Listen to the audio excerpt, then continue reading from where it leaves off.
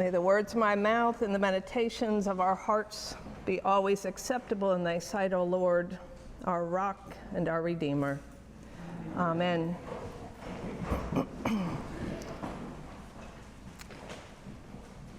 This morning in our lesson, we continue to follow the stories of the patriarchs and matriarchs in the book of Genesis. And we hear of Jacob's dream in which he sees a ladder, or better translated as stairway, reaching from earth up to heaven, and angels of God ascending and descending. And God stands beside Jacob and tells him that he is the God of his fathers, Abraham and Isaac. And as God had previously promised to both Abraham and Isaac, God now promises to give this land to Jacob and his many descendants, which shall spread to the west, east, north, and south. And all the descendants of the earth shall be blessed in Jacob and his offspring.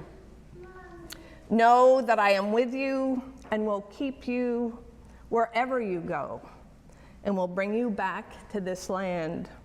For I will not leave you until I have done what I promised you. But what the lectionary selection omits is just what brought Jacob to sleeping outside in the middle of nowhere in the first place. In our lesson last week, we heard how Jacob tricked his older twin Esau into giving Jacob his birthright. And in the chapters between last week's lesson and this week's lesson, Jacob, with his mother Rebekah's guidance, deviously disguises himself as his brother Esau and tricks his father Isaac into giving Jacob the blessing which should have gone to the firstborn, Esau. And needless to say, Esau is livid when he finds out, and justifiably so. And he vows to kill Jacob once Isaac has died.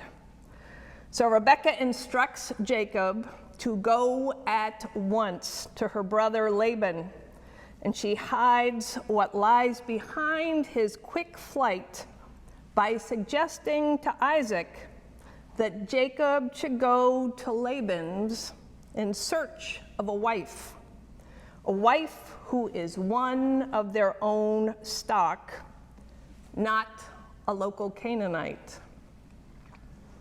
So when we find Jacob in our text this morning, he has fled his home in haste.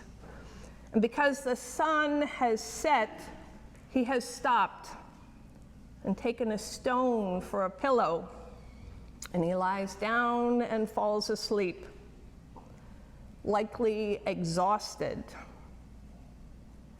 Jacob is a tent dweller, not an outdoorsman.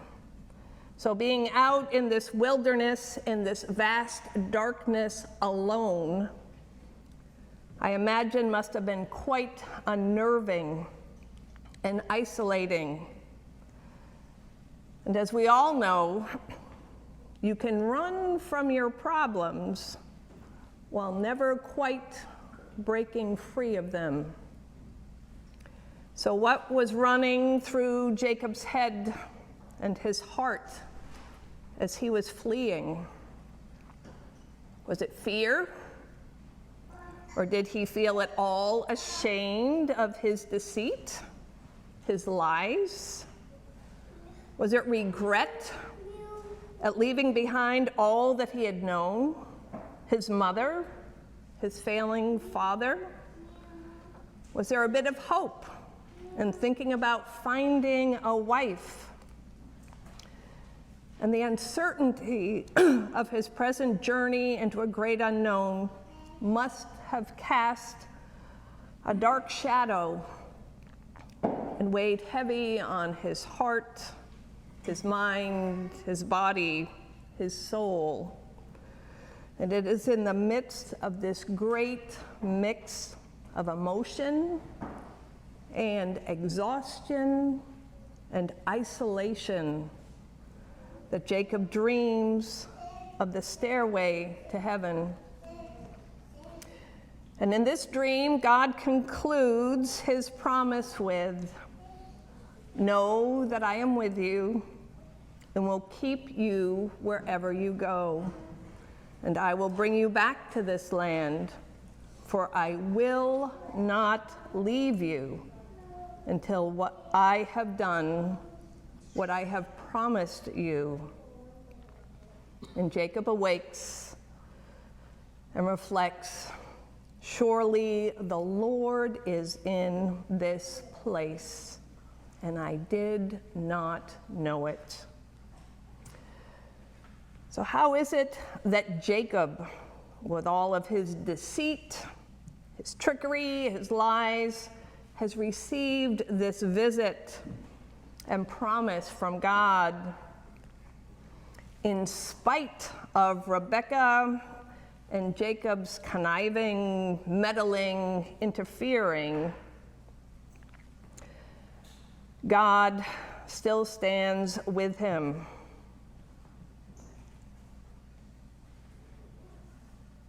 God still stands with us, and God is still able to work through the flawed individuals that we all are. Is this grace? Receiving the blessings of God through no merit of our own, through no earning on our part? Is this God's grace, a gift beyond our comprehension? And it is often in those times of unknowing and uncertainty, of fear, of fleeing, of struggle, of exhaustion, that God breaks into our lives to remind us that I am with you and will keep you wherever you go. And sometimes we hear that right away, and sometimes it is only later, perhaps years later, that we are finally able to look back on an incredibly difficult period in our lives and see that God was indeed with us, and we did not know it. At the revival, the conference of the Episcopal Church that Marcia, Joan, Chris, and I attended in Baltimore a couple of weeks ago, Presiding Bishop Michael Curry preached at our worship together on our first night. And we all know what a fantastic preacher he is, both in word and delivery. And he just kept on going. So as I mentioned in our announcements, we're going to have a chance to watch his sermon in a couple of weeks at coffee hour and reflect on it together. So perhaps this is a bit of a spoiler alert here. In his sermon, he quoted the late Bishop Barbara Harris. "The God who is behind us is greater than any problem that is ahead of us." And then, as he so does, so masterfully and humorously, he shared this story of a mama bear and her bear cubs that he had seen on something like the Animal Planet channel. And this mama bear is teaching her cubs how to be bears. So she's giving them some lessons, and they're going through their exercises. And then, apparently, she lets them out for recess. They get to go play. And one of the little bear cubs is in his own little world. And he is scampering off on his own, and he just keeps going and going, totally oblivious. And then at one point, he looks up and he looks around, and you can see that he realizes that he is totally off on his own and he has no idea where he is. And then he sees this wolf who is looking at him and licking his chops. And as the bear cub takes a few steps back, the wolf takes a few steps forward. And then the cub takes a few more steps back, and the wolf takes a few more steps forward.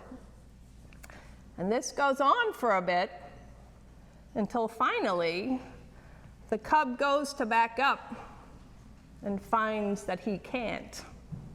He has backed himself into a tree. And so he pauses, and apparently he is thinking, recalling what his mama bear has been teaching him. And so he stands there and gets up on his little haunches, and he raises his little paw and lets out a meow. And the wolf is just looking at him. And so he gets back up on his little haunches again, and again he lets out a little meow. And as Bishop Curry says, the wolf is probably just laughing to himself right now, just watching this little cub. Well, the third time, they say, is a charm. So for a third time, the little cub rears back up on his haunches and lets out that third little meow. But this time, there is a look of terror on the wolf's face. And he takes off. Now, y'all know what happened. Sure enough, behind the bear cub is Mama Bear. The God who is behind us is greater than any problem that is ahead of us. And as I was telling a friend of mine about this when we got back from Baltimore, she pointed out to me, well, you know, it was that rare that mama bear heard. And I was like, yes. Why? Of course. And I realized that sometimes when I am in trouble, perhaps when we are in trouble, or we have wandered off on our own, we are trying to fight everything off by ourselves, when really it would be quite helpful if we let God know where we are. We need to make some noise. And sometimes that only happens when we have stopped in our exhaustion, or we have been stopped.